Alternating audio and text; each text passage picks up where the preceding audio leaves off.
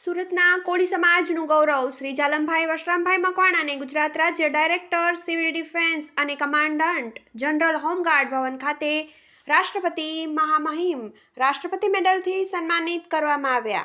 અમદાવાદ લાલ દરવાજા ખાતે આવેલ હોમગાર્ડ અને ડાયરેક્ટર સિવિલ ડિફેન્સ હોમગાર્ડ ભવન ખાતે 76માં પ્રજાસત્તાક દિનની ઉજવણી કરવામાં આવી હતી. સાથે અમદાવાદના આઈપીએસ મનોજ અગ્રવાલ સાહેબ દ્વારા હોમગાર્ડના જવાનો તેમજ સિવિલ ડિફેન્સના સિનિયર અધિકારીઓને સન્માનપત્ર આપી સન્માનિત કરવામાં આવ્યા હતા. ત્યારે અમદાવાદ ખાતે સુરતથી પધારેલા શ્રી જાલમભાઈ વશરામભાઈ મકવાણાનું સન્માન કરવામાં આવ્યું હતું.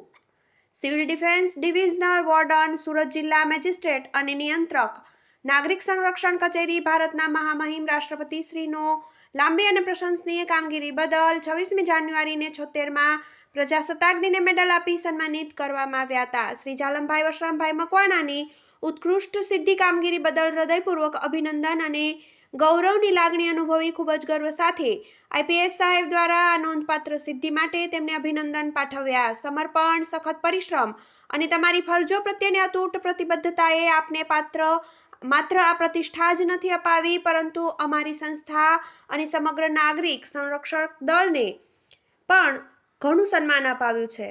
ત્યારે સુરતથી પધારેલા કોળી સમાજના આગેવાન અને ખૂબ જ ઘણા સમયથી સિવિલ ડિફેન્સમાં ફરજ બજાવતા શ્રી જાલમભાઈ વશરામભાઈ મકવાણાની મહામહિમ રાષ્ટ્રપતિ ચંદ્રક મેળવ્યો છે. આપની અસાધારણ કુશળતા પ્રેરણાદાયક અને સમાન દળોમાં અસાધારણ યોગદાનનો પુરાવો છે. વ્યાવસાયિકતા, પ્રામાણિકતા અને નિસ્વાર્થતાના ઉચ્ચતમ ધોરણોને જાળવી રાખવાની આપની પ્રતિબદ્ધતા ખરેખર પ્રશંસનીય. કામગીરી બદલ સમગ્ર હોમગાર્ડ અને સિવિલ ડિફેન્સ પરિવાર દ્વારા અભિનંદન પાઠવવામાં આવ્યા હતા. સમગ્ર સંસ્થા વતી તેમની સેવા માટે અંતઃકરણથી પ્રશંસા વ્યક્ત કરી હતી અને મહામહિમ રાષ્ટ્રપતિ મેડલ પ્રાપ્ત કરવામાં આવ્યો. આપ શ્રીને પુનઃ અભિનંદન પાઠવું છું. આપની સિદ્ધિ અમારી સંસ્થા માટે ખૂબ જ સન્માનજનક છે. આપને અમારી ટીમના સભ્ય તરીકે સન્માનિત કરતા અમે ગર્વ અનુભવીએ છીએ. મારા અભિનંદન અને શુભેચ્છાઓ છે કે આપ ભાવિ પ્રયાસોમાં સતત સફળ રહો તેમજ અન્ય લોકો માટે એક પ્રેરક ઉદાહરણ બનીને આવી સેવા કરતા રહો. આપના સમર્પણ અને પ્રતિબદ્ધતા થકી આપની કારકિર્દીમાં વધુ સફળતા પ્રાપ્ત કરો એવી શુભકામના. ટીવી18 ન્યૂઝ, અમદાવાદ.